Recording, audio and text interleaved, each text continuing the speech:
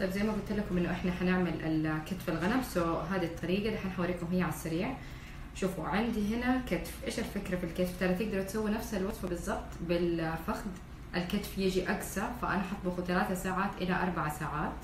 باختصار شديد هذا الكتف وزنه 2.5 كيلو، كتف غنم.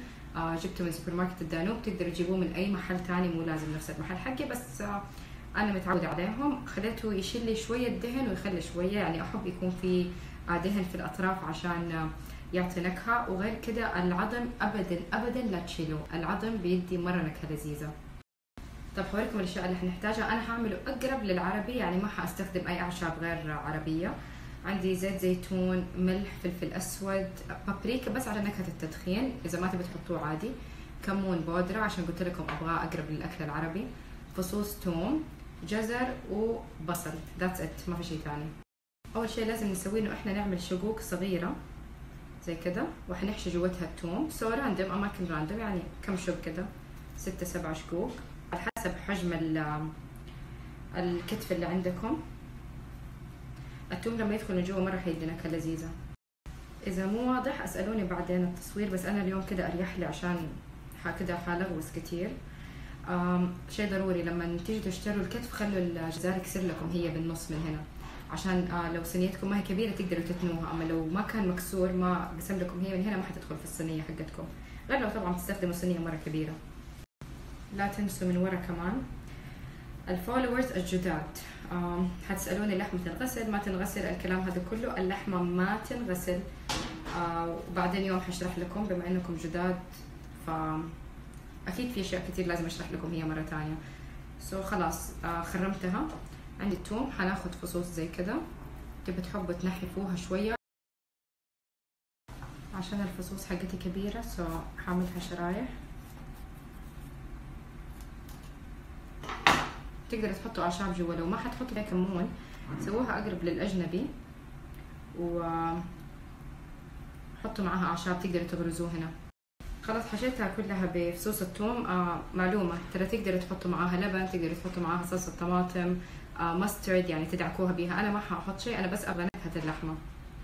على بال حط البهارات هنا اللي هي ملح، فلفل اسود وزيت زيتون، مره كميه كويسه، حكتب لكم بعدين المقادير. وكمون، الكمون الافضل يكون صحيح، والبابريكا شويه، وحاطحنها. تقدروا ما تطحنوها كده عادي، تخلطوها وتدعكوا بيها على طول. حاحط عليها نقطه ماسترد بس كده، فجاه اشتهيت احط شويه بس عشان اديها نكهه. تقدروا تستخدموا ديجون ماسترد، اي نوع ماسترد عندكم. شوفوا صار عندي شيء زي المعجون. احسن كده تحطوها لما تدعكوا الفخده او الكتف، لانه لو حطيت البهارات وهي ناشفه بالذات الكمون ممكن يتحرق الفلفل الاسود.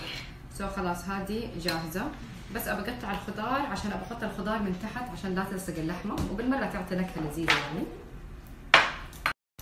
شوفوا البصل بس كده انصاص ولا ارباع، والجزر مسويها مره سميك لانه حيقعد 3 ساعات في الفرن، وانا ابغى حاجه تعطي ارتفاع للحمه، انه اللحمه توقف عليها. بسويها قطع سميكه، nothing fancy. الخضار حنحطه في صينيه، هذه الصينيه اللي انا حستخدمها حوريكم هي بعدين. وعلى بال حنتبل اللحمه، وفي كده فصوص توم رميتها هنا، 6 7 فصوص توم. حنبدا ندعك، ولما ندعك نحاول انه احنا ندخل كده بين الفتحات، يعني نخليها تدخل جوا الفليفرز كلها. ادعكوها مره كويس، ادعكوها من ورا من الجهتين في الفتحات اللي احنا عملناها. اذا تقرفوا البسوا جلوفز، انا تعرفوني ما احب الجلوفز.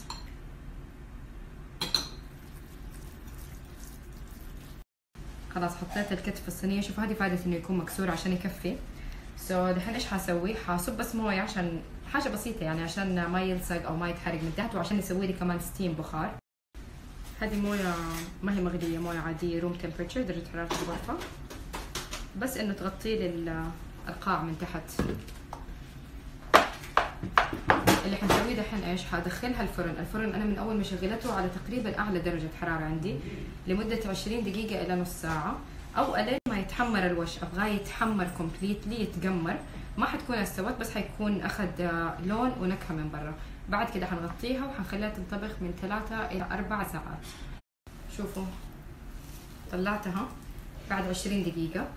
هذا التقمير اللي انا ابغاه كلها تتقمر من برا عشان لما ادخلها جوا تفضل جوسي من جوا كده وتدوب، يعني حقيقي من العظم بس من برا مقمر. هذا التقمير على فكره كله نكهات لذيذه. خلاص دحين اقدر ادخلها الفرن بعد ما اغطيها بقصدير. لازم احاول ادخلها على جوا عشان حسيتها اكبر من الصينيه حقتي. هغطيها بقصدير والفرن حتقعد فيه لمده 3 ساعات على درجه حراره 160. شوفوا عدت ساعتين، طلعتها من الفرن كشفتها لقيت مره صار في كتير مويه تحت، ابغاها مكشوفه بس هي ترى مستويه. يعني مجرد ما حطيت الشوكه هنا شوفوا كيف اللحم دايب، بس انا ابغاها كمان تدوب اكتر من كده. قبل لا ادخلها بس حاخد شويه من المرق اللي هنا واصب عليها وادخلها عشان ايش تفضل طريه وتفضل ماخذه نكهه، لانه هذا اللي تحت هذه المويه والدهن اللي نزل من نفس اللحمه. يعني شوفوا العظمه هذه تفتكروا كان فيها دهن كتير، كل الدهن راح. شوفوا هدخلها الفرن مكشوفه نفس الحراره ما حغير فيها شيء. المويه حتلاقوها او المرقه اكشلي حتلاقوها قلت. اذا تبغوها تتحمر من الجهه الثانيه حنقلبها وكمان حنحمرها، انتوا براحتكم. شوفوا عدت تقريبا 3 ساعات زي ما قلت لكم، كشفتها وخليتها تتقمر بزياده. دحين هي خلاص مستويه بس انا ابغى اقلبها من الجنب الثاني وابغاها كمان تتقمر. حقلبها ححط من المرق اللي هنا فوقها وارجع احمرها شويه، يعني شغله نص ساعه وبعدين اشيلها. اوبس خلاص يا جماعه باركولي اخيرا خلصنا. يمكن تحسوها طويله عشان كنا بنسوي يعني بوريكم كل مرحله بمرحلتها، بس انتوا لما تعملوها ما حتاخذوا وقت معاكم. شوفوا اللحم كيف immediately يطيح من العظم على طول، دايبه مره بالضبط. اخذت مني 3 ساعات، يمكن لو خليتها زياده كانت دابت اكثر، بس سو فار ما تحتاج اكثر من كده. بيرفكت متقمره. لازم التقميره هذه اذا غطيتوها كلها بقصدير من البدايه حتصير كانها لحمه مسلوقه، حتطلع طريه بس هذا فيه له نكهه مره لذيذه. الصراحه ما اظن حنزل الوصفه على الانستغرام، مو اكيد، بس حنزل لكم الفيديو اكيد في يوتيوب. وبالعافيه. حاجه ضروريه ما قلت لكم عليها، المرقه شايفين هذه اللي هنا طبعا ما حنكبها، هذه حصفيها وححط معاها شويه نشا وحعقدها على النار بس تصير ثقيله وتصير انها جريفي. يصير وقت التقديم مثلا مع الرز او مع الخضار نصبها فوقه.